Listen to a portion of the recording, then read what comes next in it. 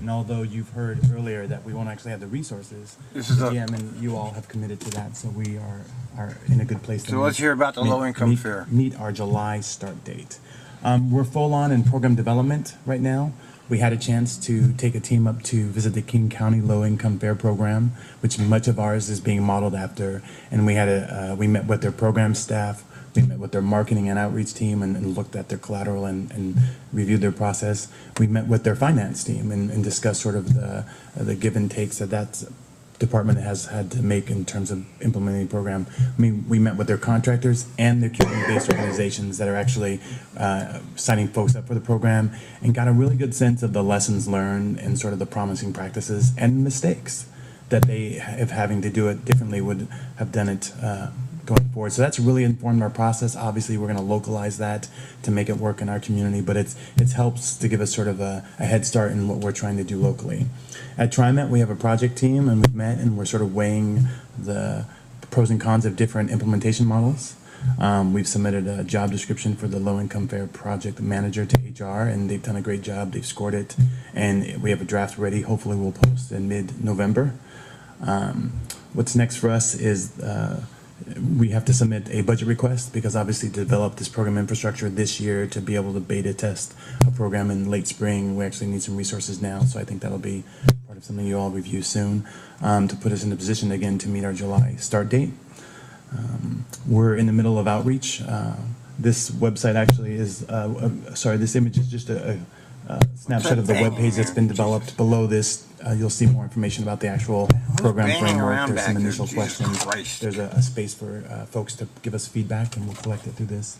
But in addition to this, we have a series of sort of community forums planned, the first being next Monday at the Rosewood Initiative, where we're going to be talking to community-based organizations and nonprofits that serve transit-dependent populations and that serve low-income individuals, to kind of give them an update around a couple initiatives, not just the low-income fair program, but also to gather feedback across a variety of questions. We have 25 organizations registered for that.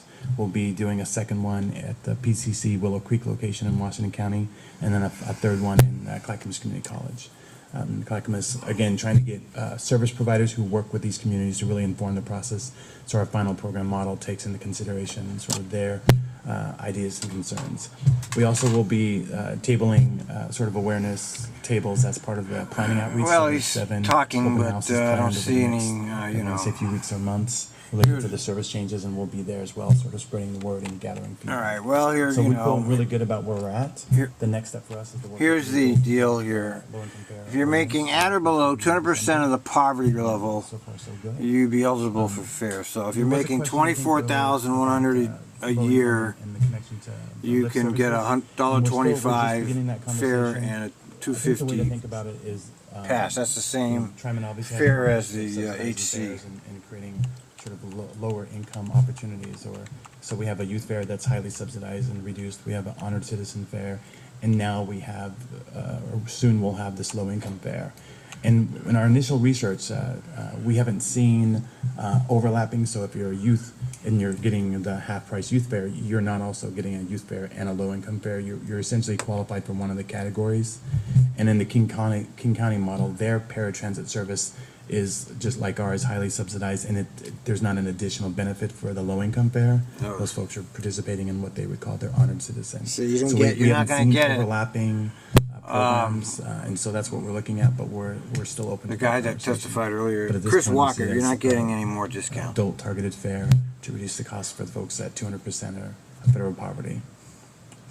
So that's my update. Okay, well, he didn't say anything. Answer So any questions you might have about the process.